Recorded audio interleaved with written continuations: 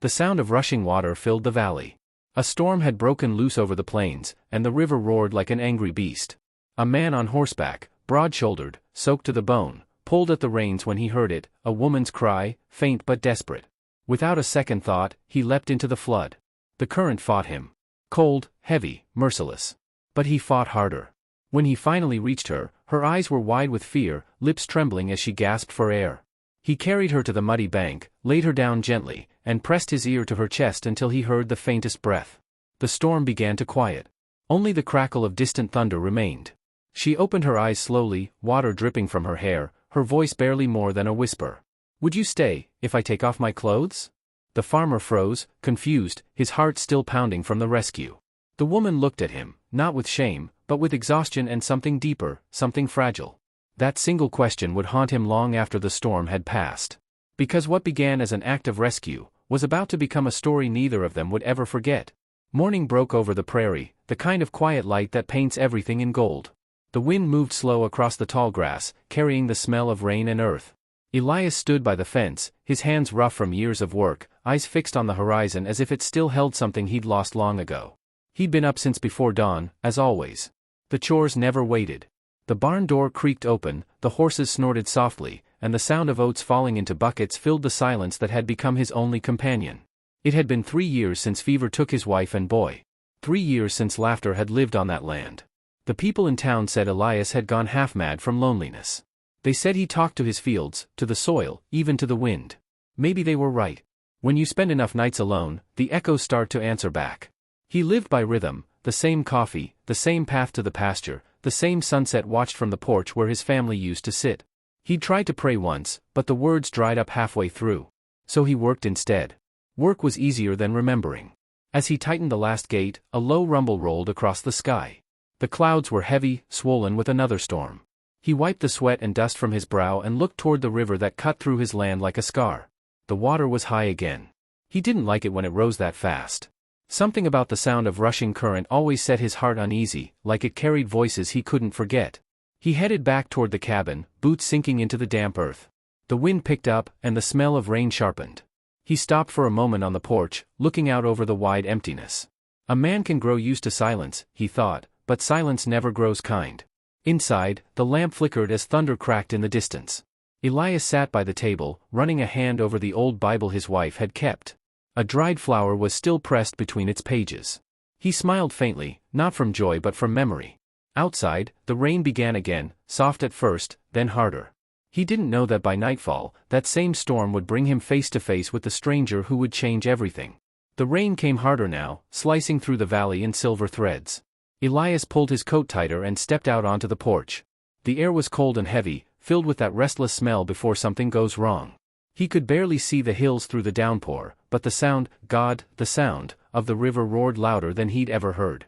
He hesitated only a moment before grabbing his hat and lantern. The river had taken livestock before, sometimes fences too, and he wasn't about to lose more tonight. His boots sank into the mud as he hurried down the narrow path, the wind pushing at his back like it wanted him there faster. When he reached the bend, he saw it, a carriage half submerged in the torrent, wheels twisted, one horse screaming as the current dragged it sideways. Without thinking, Elias dropped the lantern and dove into the freezing water. The current hit him like a wall. His breath was torn from his chest, but he kept pushing, one arm after another, until his hands found the slick edge of the carriage. Inside, he saw her, pale face, soaked hair tangled across her eyes, her hands clawing weakly at the wood. "Hold on," he shouted, his voice barely cutting through the storm. She looked at him, eyes wide with terror, and then slipped under. He lunged, caught her arm, and pulled her up with everything he had left. The river fought him, dragging at their legs, spinning them like leaves. But Elias didn't let go. He kicked toward the bank, each stroke heavier than the last, until his boots finally hit mud. He collapsed on the shore, gasping, the woman limp in his arms. Her lips were blue, her breathing shallow.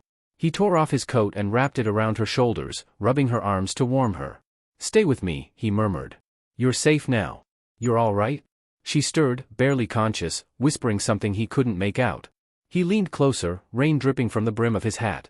"Don't leave me," she breathed, voice trembling like the river beside them. Elias looked down at her, this stranger pulled from the jaws of death, and for the first time in years, his heart didn't feel hollow. He didn't know her name, or where she'd come from, only that he couldn't let her die out there in the dark. He lifted her gently into his arms, her head resting against his chest, and began the long walk back through the storm. The river raged behind them, swallowing the wreckage of the carriage, but he didn't look back. Whatever fate had sent that woman his way, it had already changed the course of his night, and maybe, though he didn't yet know it, the rest of his life. The fire crackled softly, filling the small cabin with the scent of smoke and damp wood. Elias knelt beside the hearth, feeding the flames until they rose high enough to chase the chill from the room. The woman lay on his cot, wrapped in a thick blanket, her skin pale against the faded quilt. Her hair, dark and tangled, clung to her cheeks like river weed. He watched her chest rise and fall, slow but steady. He had changed her out of the drenched dress, careful as a man afraid to break glass. He found one of his old shirts, wide and rough, and slipped it over her trembling shoulders. It hung loose, the sleeve swallowing her arms. For the first time in years, Elias felt uncertain in his own home, like he was standing inside a memory that didn't belong to him. Hours passed. The storm outside softened to a whisper, and the fire painted the room in gold. The woman stirred, blinking against the light. Her voice came quiet, fragile. "Where am I?" Elias rose from his chair. "My cabin. You were in the river. Carriage overturned. I brought you here." Her brow furrowed as she tried to remember.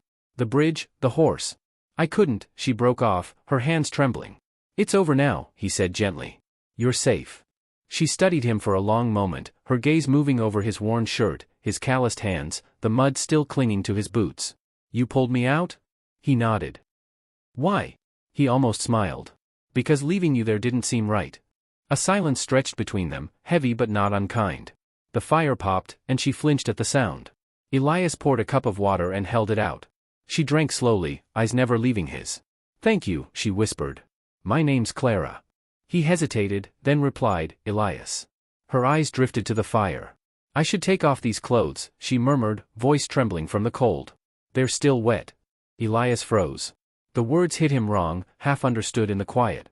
She looked up, saw the confusion on his face, and a faint, sad smile crossed her lips. "Not for that," she said softly. "I meant, I'll catch my death if I stay like this." Relief, awkward and warm, washed over him. He turned to fetch a blanket from the chest, speaking over his shoulder. "There's a screen by the stove. You can dry them near the fire." When he turned back, she was already standing, her figure trembling in the firelight, the wet fabric clinging to her shape. She moved slowly, shy but unashamed, her every motion weighed down by exhaustion. Elias busied himself with tending the fire, pretending not to see, but her presence filled the room like a heartbeat. When she finished, she wrapped herself in the quilt and sat by the fire, silent. The storm outside had passed, but something else lingered in the air, something unspoken, fragile as breath. After a long while, she said quietly, "You didn't have to save me." He looked up, his voice low. "Maybe not. But I couldn't let the river have you." Clara met his eyes then, and in that flicker of firelight, two broken lives found each other, if only for a moment, long enough to feel that maybe the world hadn't finished with them yet. The fire had burned low, its light turning soft and amber. Outside, the rain had stopped, leaving only the drip of water from the roof and the slow breath of the night wind. Clara sat near the hearth, wrapped in the quilt, her hair half dry and her eyes fixed on the dancing flames. Elias sat across from her, carving a piece of wood just to keep his hands busy. The silence between them was full, not empty, but heavy with things neither dared to speak. She broke it first. "I never thanked you properly," she said. Her voice was gentle, but beneath it, something trembled. "If you hadn't come along?" Elias shook his head. "You don't owe me thanks. I was there, that's all." "But you could have ridden past," she murmured. "Most men would have." He looked up then, meeting her gaze. "Most men ain't me." Her lips curved in a faint smile that faded as quickly as it came. "My husband used to say things like that," she whispered. "He drowned. In a river not so different from yours." Her fingers tightened around the edge of the blanket. "I thought I'd made peace with it. But when the carriage fell, all I could think was that I'd die the same way he did." Elias set down the carving knife, his face shadowed by the firelight. "I'm sorry," he said softly. "No one should have to face the same pain twice." She glanced at him, eyes glistening. "And you? You speak like a man who's lost something too." He hesitated, the muscles in his jaw tightening. "My wife. Fever took her. And our boy." The words hung in the air like ashes. Clara didn't speak. She just listened, her silence kind. Elias stared into the fire, his voice low. "When they were gone, the world just stopped making sense. So I buried myself in the land. It's the only thing that still listens when I talk." The wind sighed outside, brushing against the windowpane. For a long moment, neither moved. Then Clara shifted closer to the fire, holding her hands toward the warmth. "It's strange," she said quietly. "Two people the world forgot, sitting by the same fire." He looked at her, the lines on his face softening. "Maybe the world didn't forget us," he said. "Maybe it just waited for this." She smiled then, small, tired, but real. The kind that says a soul is still fighting to live. The firelight danced across her face, and Elias felt a stirring in his chest he hadn't felt in years. Not desire, not yet, but something deeper. Recognition. The quiet knowing that he was no longer alone. Clara's eyes met his. "Thank you," she whispered again, almost afraid to break the moment. "For saving me." Elias shook his head slowly. "You're not the only one who was saved tonight." The room fell silent again, but this time the silence was gentle, like a blanket over two hearts that had finally found warmth after too long in the cold. Outside, the storm clouds drifted away, and the first stars began to return to the sky. Morning crept in quietly, soft and golden through the cracks of the cabin's shutters. The storm had left the world washed clean, muddy, bright, and breathing again. Elias stirred before the sun had fully climbed, as he always did. The habit of years wouldn't let him rest. He pulled on his boots and stepped outside, the wet ground cool beneath his soles, the smell of pine and rain thick in the air. Behind him, the door creaked open. Clara stood there, still wrapped in his old quilt, hair wild from sleep, eyes catching the light like amber glass. For a moment, Elias forgot how to speak. She smiled faintly. "You work even on Sundays?" He rubbed the back of his neck. "Cows don't know what day it is." Her laughter came soft, the kind that warms a place. "Then I'll help." "You should rest," he said, but there wasn't much weight in it. When she stepped down into the yard barefoot, her feet sinking into the damp soil, something in him eased for the first time in years. They spent the morning in the small routines that make a life, feeding chickens, drawing water, mending a fence. Clara wasn't strong yet, but she tried, clumsy at first, then steady, her hands learning the rhythm of the farm. Every time she stumbled, she laughed instead of crying. Elias found himself watching her more than he should have, memorizing the way sunlight caught in her hair, how she hummed under her breath without realizing. By midday, the world felt different. Not new, just alive. The ache that usually followed Elias through each day had quieted. They ate together on the porch, sharing bread and coffee. She told him about the town she'd come from, a small place that had turned cruel after her husband's death, where a widow's name was spoken like a curse. "I didn't plan to end up here," she said, eyes drifting toward the river. "But maybe the river had plans of its own." Elias nodded slowly. "Sometimes the land decides before we do." For a while they just sat, listening to the wind in the grass. The quiet between them felt easy now, not heavy. She reached for the cup in his hands, fingers brushing his, and neither pulled away. Later that evening, Clara swept the cabin floor while Elias fixed the latch on the barn door. A pair of travelers passed on the road, slowed their horses when they saw her standing there. One of them tipped his hat and muttered something Elias couldn't hear, but he saw the look, suspicion, judgment. Word would spread soon enough. That night, when they sat by the fire, Clara spoke first. "People will talk." "Let them," Elias said. "They've been talking about me for years." She smiled, but her eyes stayed on the flames. "Still, you don't owe me anything. You barely know me." Elias looked at her then, really looked, and said quietly, "I know enough." Outside, the sky blushed purple with sunset. Inside, two broken hearts began, slowly, to learn what it meant to be whole again. The river hummed in the distance, calm now, as if it, too, was watching over them. The dawn rose soft and silver, spilling over the wet fields like melted glass. Elias woke to the faint sound of birds and the slow rhythm of someone moving quietly inside the cabin. For a moment, he thought it was a dream, the sound of another soul breathing under his roof after so many years. But when he turned, there she was. Clara. She stood by the stove, wrapped in one of his shirts, sleeves rolled up past her elbows. The smell of coffee and warm bread drifted through the air. Her hair was still damp from washing, curling around her face. Elias watched her for a heartbeat too long before speaking. "You didn't have to do that," he said, voice rough with sleep. Clara looked over her shoulder, smiling softly. "After everything you've done, it's the least I can do." He pulled on his coat, sitting at the table. The chair creaked under his weight, and for the first time in a long while, the sound didn't echo with loneliness. They ate quietly. Steam rose from their mugs, catching the morning light. Outside, the world was green and shining again. When Clara finished, she stood and said, "I want to help with the chores." Elias shook his head. "You need to rest." She smiled, that stubborn little smile he was already learning to expect. If I stay inside, I'll start thinking too much. He didn't argue. Together they stepped out into the yard, the mud soft beneath their boots. The air smelled of wet hay and new beginnings. She stumbled once, laughing, clutching his arm for balance. He caught her, and for that small moment, neither of them wanted to let go. They worked side by side, feeding the chickens, hauling water, mending a broken fence post. The rhythm of the day carried them, simple and steady. Elias showed her how to hold the reins, how to soothe the mare that had been skittish since the storm. She listened carefully, her brow furrowed in concentration, lips pursed in a way that made him forget to breathe for half a second. By noon, her hands were blistered, but she didn't complain. When he offered to stop, she only smiled. It feels good to do something useful again. He nodded, watching the way sunlight brushed her cheek. You already are. They rested under the shade of the oak near the riverbank. The sound of the water had changed, no longer wild and angry, but calm, as if it too had found peace. Clara picked a wildflower growing by her foot, twirling it between her fingers. It's strange, she said quietly. Yesterday I wanted to die, and now? I can't stop wanting to live. Elias looked at her, the words catching in his throat. Maybe that's what happens when you stop fighting the current. She smiled faintly, eyes glistening. Or maybe it's what happens when someone finally pulls you out of it. The afternoon passed in gentle quiet. When they returned to the cabin, Clara helped him clean the lanterns and sweep the floor. The sun was sinking low, painting the world in amber. A pair of riders passed along the distant road, slowing as they saw the woman at Elias's side. He could almost hear their whispers carried on the wind. A widow at the farmer's house. Alone.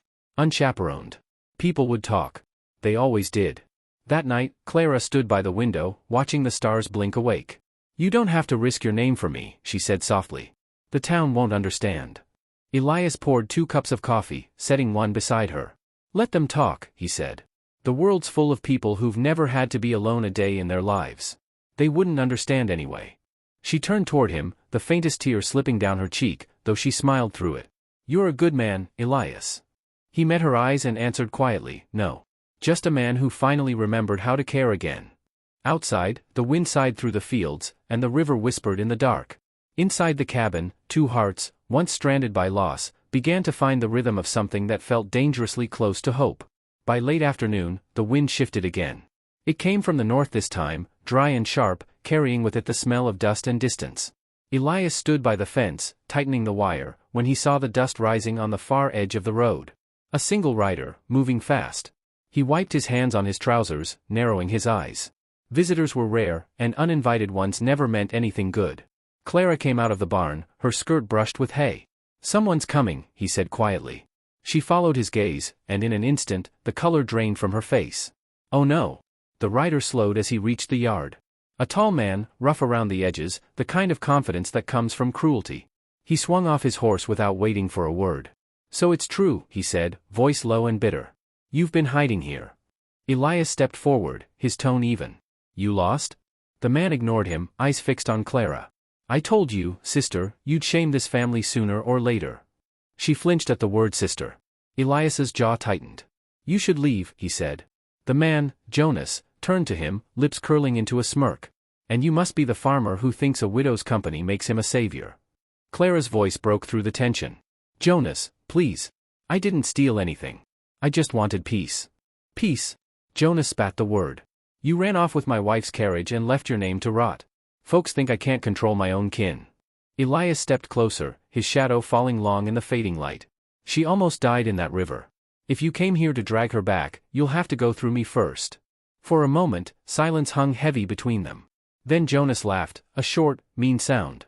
You think you can protect her? She ruins every man who tries. Before Elias could answer, Clara's hand caught his arm. Please, she whispered. He isn't worth it. But Elias didn't move. His eyes stayed locked on Jonas's, calm and steady as stone. You should leave now, he said again. Jonas's grin faltered. He spat in the dirt, swung back into the saddle, and glared down at them both. You'll regret this, he muttered. The whole town's already talking. A widow in a farmer's bed, they'll judge you worse than me. Then he yanked the reins and rode off, leaving the dust and his threat behind. The quiet that followed felt heavier than the storm that had brought her there. Clara stood still, trembling. I didn't want this, she whispered. I thought I could just disappear. Elias looked at her, his voice low. You don't have to explain. But she did. The words tumbled out, how her husband's family blamed her for debts she never made, how Jonas wanted her inheritance, how every kindness in her life turned into a weapon against her. When she finished, she sank to the step, burying her face in her hands. Elias crouched beside her, not touching her, just close enough to be there. "Let them talk," he said quietly. "The truth's the only thing that lasts out here." She lifted her head, eyes shining with unshed tears. "And if the truth ruins you too?" He smiled faintly, a tired, honest smile. "Then I guess I'll be ruined in good company." Night came early that evening, the wind restless against the windows. Elias checked the door twice, then sat by the fire with his rifle near at hand. Outside, the coyotes cried in the dark. Inside, Clara lay awake, staring into the ceiling's shadows, wondering how a man she'd known only days could make her feel safer than family ever had. Somewhere in the quiet, she whispered his name, barely a breath. And though he didn't answer, he heard her. Every word. Every tremor. And for the first time, he feared not the storm, nor the gossip, but what he might lose if she ever walked away. The morning after the confrontation, the air felt heavier somehow. The sun was bright, but its warmth didn't reach inside the cabin. Clara moved quietly, folding the same blanket she'd slept under, setting things in order like someone preparing to leave. Elias watched her from the doorway, his heart already knowing what her hands were trying to say. He had seen that look before, on a wounded animal, on a bird testing its wings before flying away. She wouldn't meet his eyes. The silence between them stretched long enough to hurt. When he finally spoke, his voice was low. "You don't have to run." Clara paused, her back to him. "I'm not running," she said softly. "I'm setting things right." "Right for who?" "For you," she whispered. "For me." He stepped closer, but she didn't turn. The scent of woodsmoke lingered in her hair, the same scent that now lived in his every memory of her. "If this is about what that man said." "It's not just about him," she interrupted, her voice trembling. "It's about all of them. The whispers, the looks. You've given me kindness, Elias. More than I deserve. But kindness can turn cruel when the world starts watching." He reached out, stopping just short of touching her arm. "Let them watch," he said. "You think I care what they say?"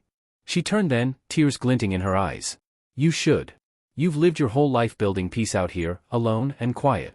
I won't be the reason you lose it." For a long moment, they stood facing each other, the sound of the river faint through the open window.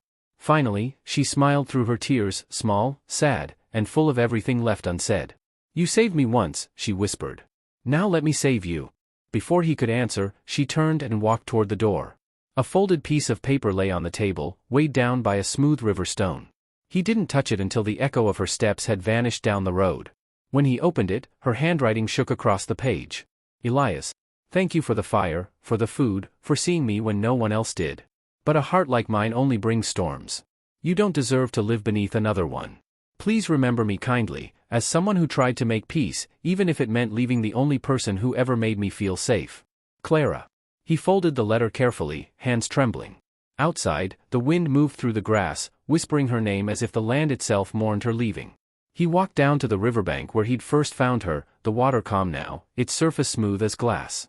He stood there until the sun slipped behind the hills, the letter pressed against his heart.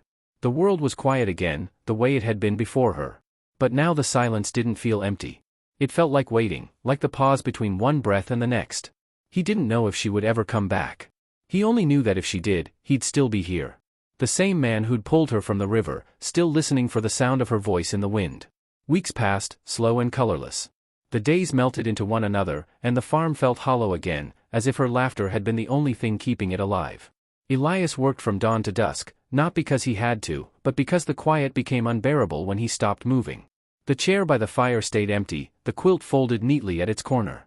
Every night, he'd catch himself glancing at the door, half expecting the sound of a soft knock that never came. The letter she left was tucked inside his Bible, the edges worn from being unfolded too many times. He read it every few days, though he knew each word by heart. Sometimes he thought about riding after her, following the road east toward the town she came from. But something in her words had stopped him, a promise, or maybe a boundary made out of love. So he waited. Then one morning, just as spring began to push through the frost, he heard it, the steady rhythm of hooves on the old dirt road. He stepped onto the porch, the early light catching in his eyes. A single rider was approaching, slow but certain. His heart kicked hard in his chest. She dismounted before he could speak, her boots sinking into the mud. Clara stood there, dressed in travel dust and sunlight, holding something in her hands. "I told myself I wouldn't come back," she said quietly. "But some promises aren't meant to be kept." Elias didn't move, afraid that if he did, she might disappear again. "You're here," he managed. "I am." She stepped closer, her eyes soft and tired. "I went to the sheriff. I told him everything. Jonas won't trouble you anymore. He's been ordered to leave my affairs alone." He nodded, still not trusting his voice. She held out a folded paper, the seal of the county, her name written clear. "It's over," she said. "I'm free now." The wind caught a loose strand of her hair. She laughed softly, the sound half joy, half disbelief. "I thought I'd come to thank you, but when I saw this place again, I realized I came to ask something else." Elias took a step forward, his heart in his throat. "What is it?" She looked up at him, eyes shining in the morning light. "Would you stay," she said, voice trembling, "if I take off my clothes?" The words fell between them just as they had that night by the fire, but this time they carried no fear, no confusion. He smiled, slow and warm, shaking his head as a quiet laugh escaped him. "I'd stay," he said, "even if you wore every dress in the world." For a moment, neither of them spoke. Then she closed the distance between them, her hands finding his, the weight of all their waiting melting into one long breath. The air smelled of rain and new grass, the world young again. They walked toward the cabin together, the same cabin where she'd once fought to stay alive, where he'd learned to feel again. Inside, the fire crackled, just as it had that night. Outside, the river whispered softly against the stones, a song of beginnings instead of endings. As the door closed behind them, Elias knew the silence that followed would never be empty again. It would be filled, with laughter, with warmth, with the simple sound of two hearts finally finding their way home. The sun dipped low behind the hills, stretching long shadows over the fields that once stood empty and cold. The river moved slowly now, quiet, gentle, like it too had grown tired of fighting. From the porch of the cabin came the faint sound of laughter, soft, human, alive. Inside, the fire burned steady, its light dancing across faces that no longer looked lonely. Elias sat in his old chair, the same one that had held years of silence, and beside him, Clara mended a shirt by the glow of the flame. The quilt she once wrapped herself in now lay folded neatly at the foot of their bed. The same cabin that once felt like a shelter from the world had become a home again.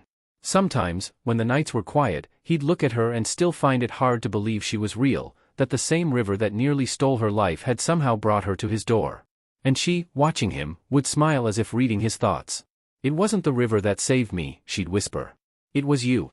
But Elias would only shake his head and answer, "No, Clara. We saved each other."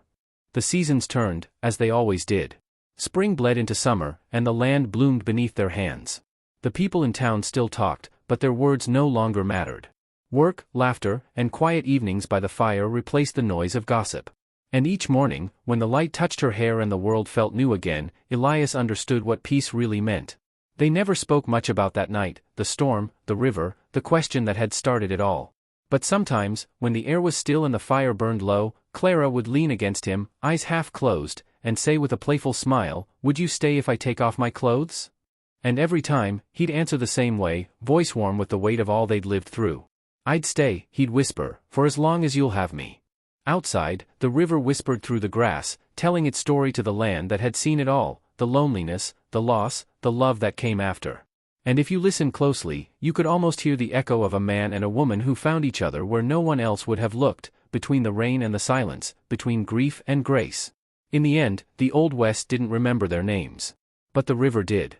It remembered the night he pulled her from its grasp, the promise that followed, and the love that grew where death once lingered. Some stories don't need to be written in books. They live in the wind, in the water, and in the hearts of those who still believe that even the loneliest souls can find their way home. If you felt their story, don't forget to like, share, and subscribe. There are more tales waiting in the Old West, where every heart still has a chance to be found again.